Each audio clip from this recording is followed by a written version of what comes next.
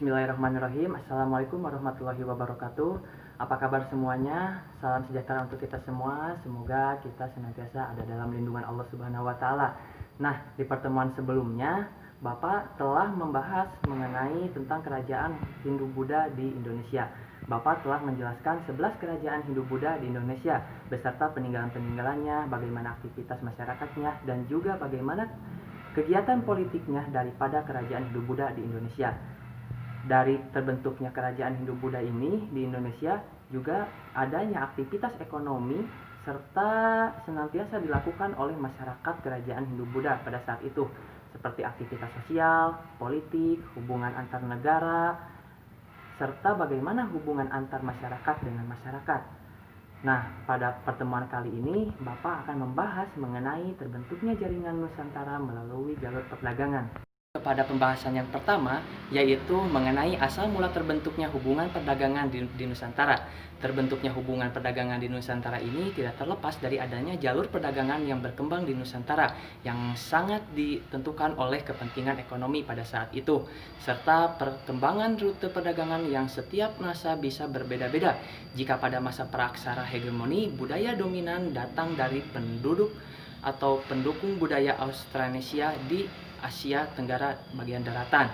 Maka pada masa perkembangan Hindu-Buddha di Nusantara terdapat dua kekuatan peradaban besar, yaitu Cina dan India. Nah, kedua peradaban ini merupakan dua kekuatan superpower pada masanya serta pengaruh yang besar terhadap penduduk di Kepulauan Indonesia. Adanya perubahan rute perdagangan menyebabkan masyarakat dan suku bangsa di Nusantara terintegrasi secara langsung ke dalam jalinan perdagangan dunia di masa itu. Yaitu terbentuknya jaringan Nusantara melalui jalur perdagangan. Jaringan Nusantara terbentuk melalui jalur perdagangan yang dikembangkan di Nusantara, serta ditentukan oleh kebutuhan ekonomi, komplikasi, serta pertumbuhan perdagangan yang setiap saat bisa saja berubah. Dikarenakan saat itu di Nusantara terdapat dua kemampuan peradaban besar, yaitu Cina di utara dan India di bagian barat daya. Tetapi bagaimanapun, perihal rute perdagangan dunia ini telah membawa berkah bagi masyarakat dan suku bangsa di Nusantara. Lalu pada masa itu pun, setelah Malaka sudah menjadi jalur penting dalam pelayaran dan perdagangan yang melintasi bandar-bandar penting di sekitar Samudra Indonesia dan Teluk Persia, yang pada saat itu dinamai sebagai jalur sutra.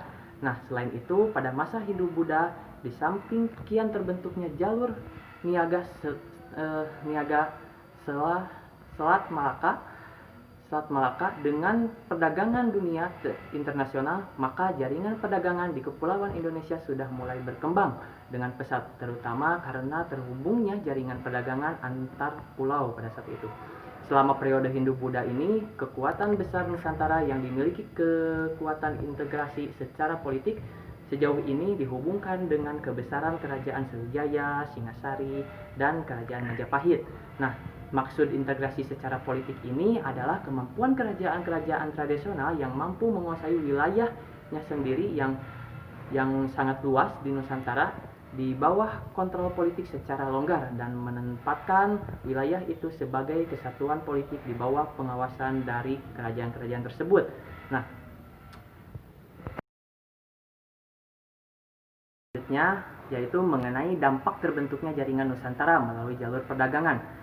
Dampak terbentuknya jaringan Nusantara melalui jalur perdagangan ini sangat ditentukan oleh kepentingan ekonomi pada masa itu. Nah, pada masa itu, posisi Selat Malaka yang merupakan jalur penting dalam pelayaran dan perdagangan bagi pedagang yang melintas di bandar-bandar penting di sekitar Samudra Indonesia dan Teluk Persia. Selat tersebut merupakan jalur laut yang menghubungkan Arab dan India pada saat itu, di sebelah barat Laut Nusantara pada saat itu.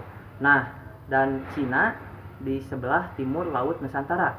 Jadi jalur ini merupakan pintu gerbang pelayaran yang dikenal dengan jalur sutra. Digunakan sejak abad ke-1 sampai abad ke-16 dengan komoditas kain sutra yang dibawa oleh Cina untuk diperdagangkan di wilayah lain. Maka kehidupan penduduk di Selat Malaka menjadi lebih sejahtera oleh proses integrasi perdagangan dunia yang melalui jalur laut tersebut, yang melahirkan kekuatan politik baru di Nusantara.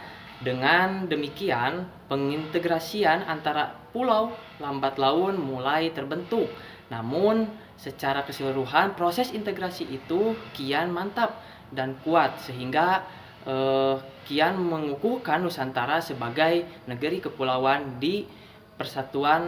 yang dipersatukan oleh kekuatan politik dan perdagangan.